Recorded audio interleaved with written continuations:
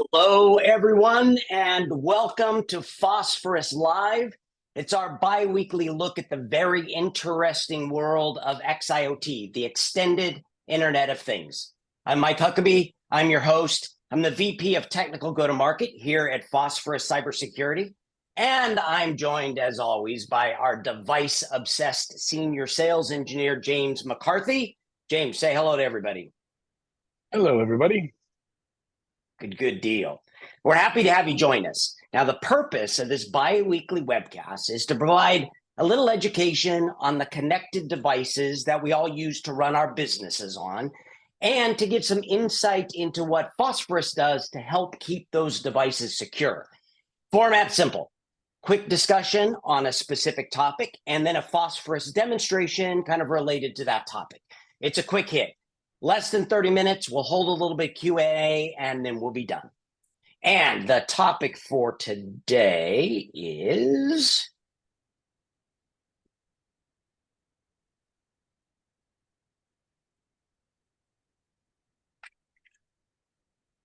the problem with printers, or how a printer took down my business. Can you see my screen okay, James?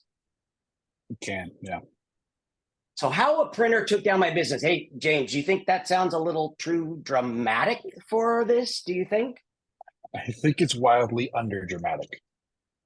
So it's pretty on topic, we think. I do. So many companies are worried about this.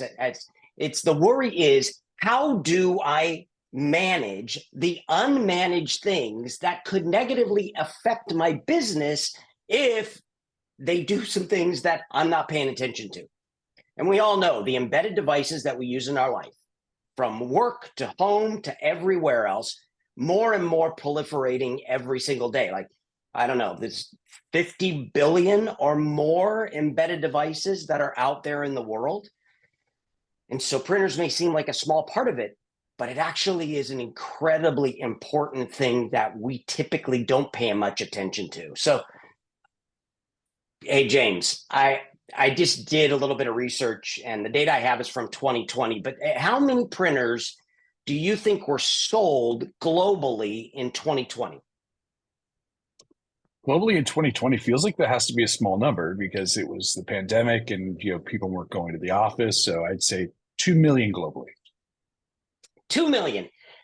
Yeah, you're kind of underestimating a little bit.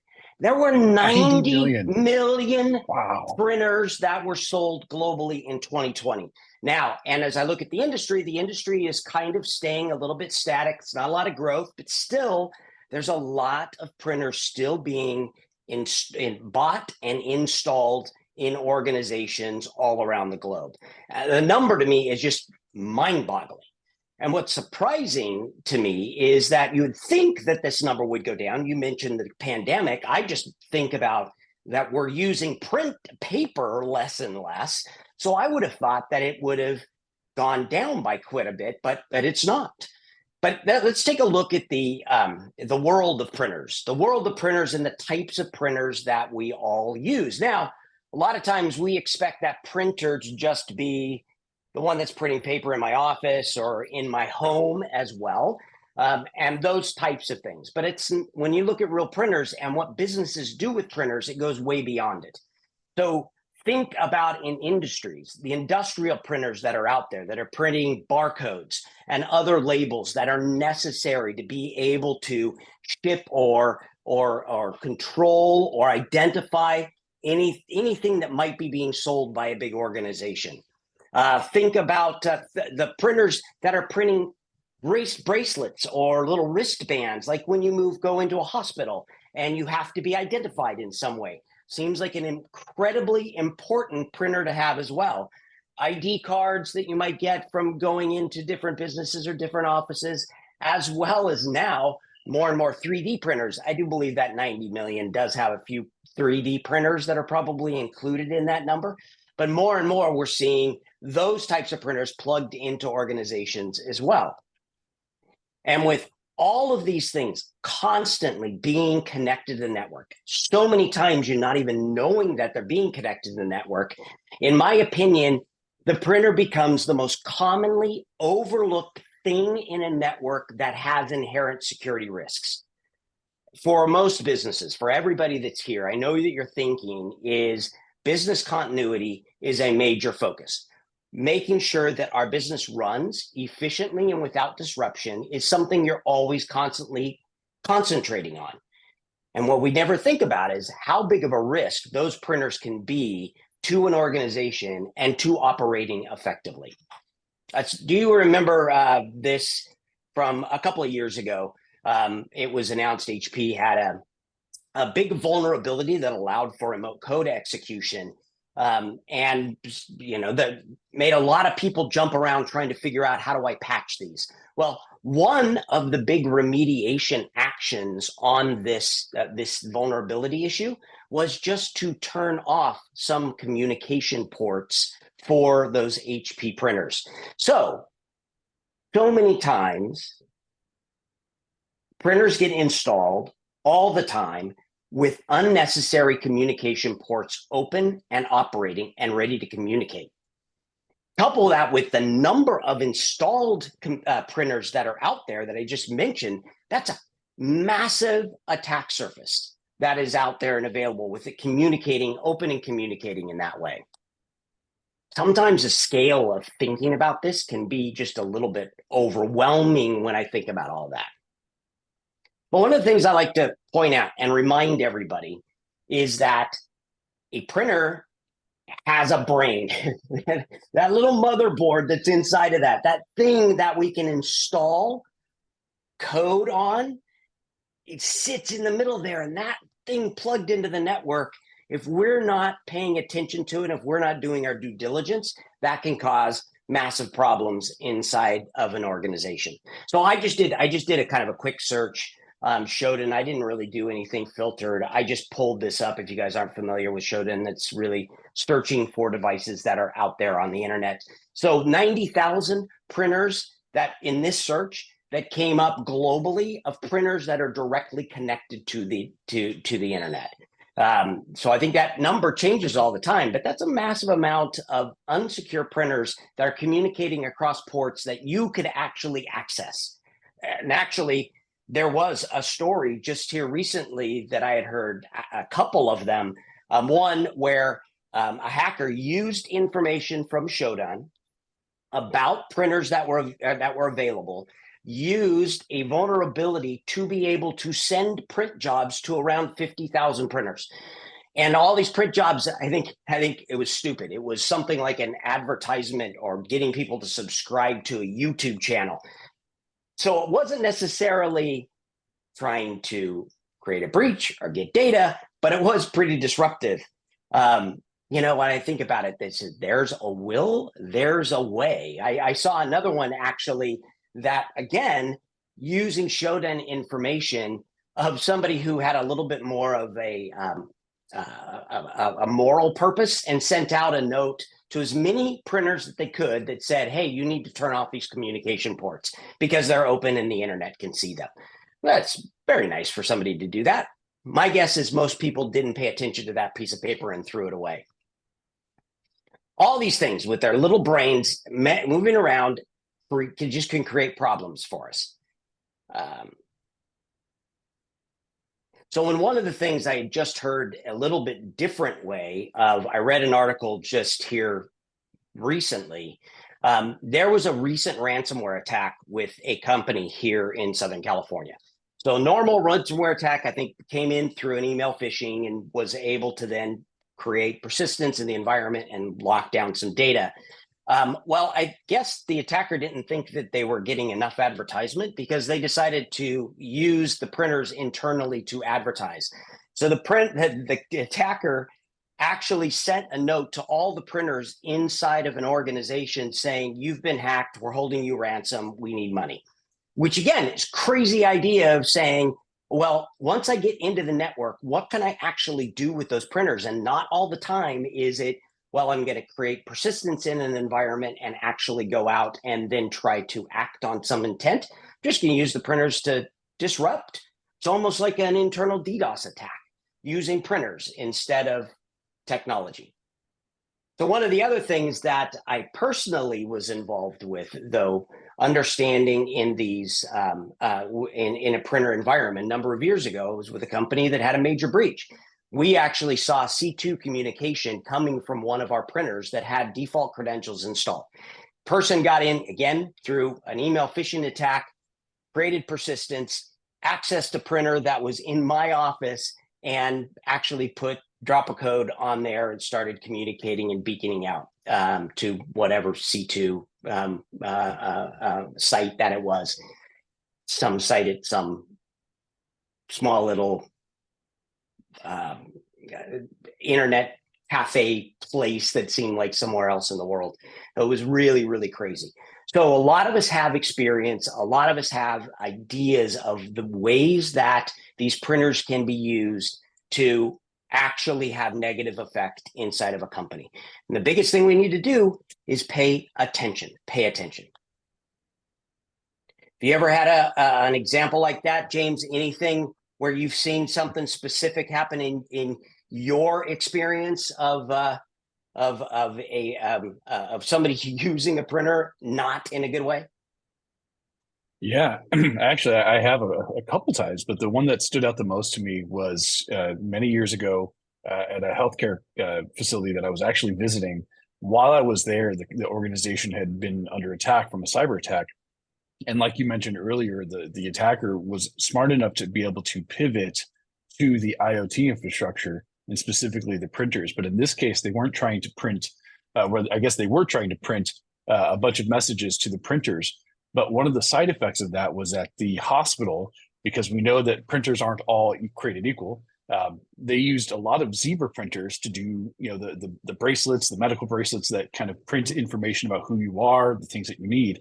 Well, the problem is that the attacker didn't really care, didn't think about the fact that these were bracelet printers. They just saw them as a printer. And so they were trying to send these huge print jobs to these bracelet printers.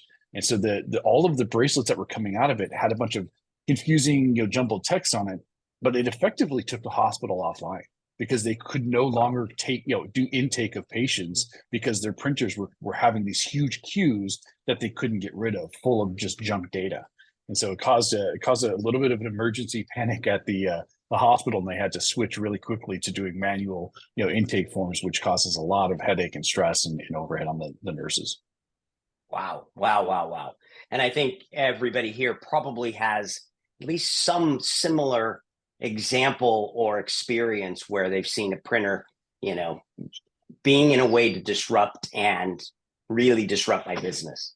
I had, as you see on the screen, I just wanted to pull up some of these real world examples, especially from industrial printers. And James just had a great example around healthcare and how critical one little bracelet might be to be able to run that business.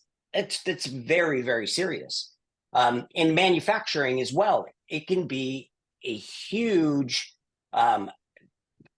issue with being able just to manage costs if those printers don't work. So I have another example. It's a small steel manufacturer here in Southern California that actually couldn't ship rebar at all night long because they had label and barcode printers that went offline. And so they had a whole day's worth of shipments they couldn't put on the truck, which they normally do overnight because everything was shut down. So it goes to show that a printer is super important, and basic maintenance of those printers, basic maintenance on them is key. Managing credentials, making sure that the credentials are up to date, making sure that they're patched, making sure that the ports that aren't needed are turned off. We can't ignore printers in this way and expect to have great security hygiene inside of our companies. And for the last example here in food manufacturing, again, being able to make sure things are labeled appropriately, making sure that there isn't bad information that gets put through there. We need to be paying attention to how these things are working. Now, most companies just can't even tell you how many printers they have until one breaks. And most companies aren't reviewing the security settings consistently on them as well. Many companies have no clue how old those devices are, or if they're getting to a point where they need to be replaced.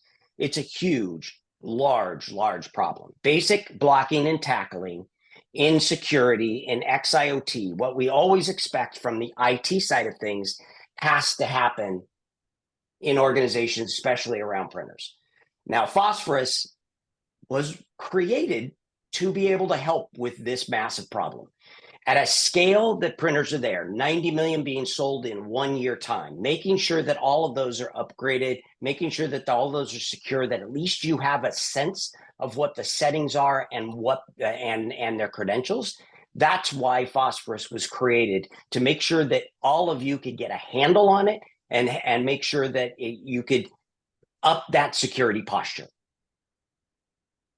and not let a printer take down your business. So James, can you jump in and actually show us a little bit of an example of how we might look at some of those printers through the Phosphorus console? Yeah, absolutely. And I think there's kind of a point I'd like to start off with making here, because I think it's I think it illustrates just how disconnected the market sees these printers and the industry sees these printers versus the security risk that they can pose. Because even the manufacturers themselves, right, even HP and Lexmark and these other companies don't think about the security context of what they're producing and manufacturing when they do that, right? They send them out there, they ship them however they want to ship them, and they put the onus and responsibility of managing the security of these things on the customer. Most companies do that. That's perfectly reasonable. But the problem is most customers aren't also then saying, hey, I'm going to accept that risk and then do something about it, right? They're just putting them in place and calling it a day. And so what I want to show is a couple things. So the first thing I like to show is this Lexmark MSA10 printer, right? We have one of these in our lab. We know here, looking at the firmware that's running on this device, that it is vulnerable. Now, what's interesting for me about this is the device has 4 different vulnerabilities on there. That's not surprising. And if we look at the actual vulnerability here, this was updated fairly recently. So this is a relatively new, it's less than a year old vulnerability that was discovered on firmware versions that are fairly current. This is a vulnerability that's relatively easily patched, right? You can upgrade that. And it only came out last year. But what's interesting is this is a piece of firmware that was shipped by the manufacturer last year, where the vulnerability is actually because of code that was used or created in 2006. So the manufacturer, as of 2023, was shipping out firmware for these devices and creating new patches that was leveraging code that was already over 17 years old, right? So that concept, it shows the disconnect between the manufacturers and the industry saying, we're just going to use any old code because who cares? It's a printer, right? No big deal. And they're shipping it out to these enterprise customers that are accepting risks they don't even know that they're accepting. And so I think that's a really big point, and a big part of why we're here is to really not only shine a light and kind of show that these risks exist in the environment, but also allow the organization to go in here and make changes and do something about that, right? And so you can see here, right in this environment, I can look at this firmware shipped in August of 2023, 4 critical vulnerabilities associated with that, no problem. One click of the button, and I can upgrade that firmware to something that doesn't have those vulnerabilities. And so that's how quickly and easily we can not only find and highlight these critical vulnerabilities, but then actually do something about that, right? There's also one other printer I'd like to show here, just because I think it is relatively interesting, is this LaserJet M401DN. Again, standard office printer. We see these at customers all over the place. But what's really interesting here is not only does it have 17 vulnerabilities associated with this firmware version, which is massive, but we also see some interesting things with vulnerabilities or vulnerable ports that are open on this device. And in this case, we have a printer that's running Telnet on port 23, standard port, standard protocol. Everyone knows how to, any attacker that's going to get into an environment knows how to use Telnet.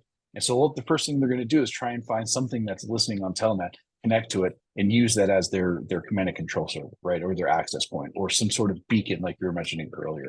And so this is something, this is, it's in our lab, but we see this at customers every single day. And this is the kind of insecurity and the kind of risk that customers are taking on that they don't even know they're taking on.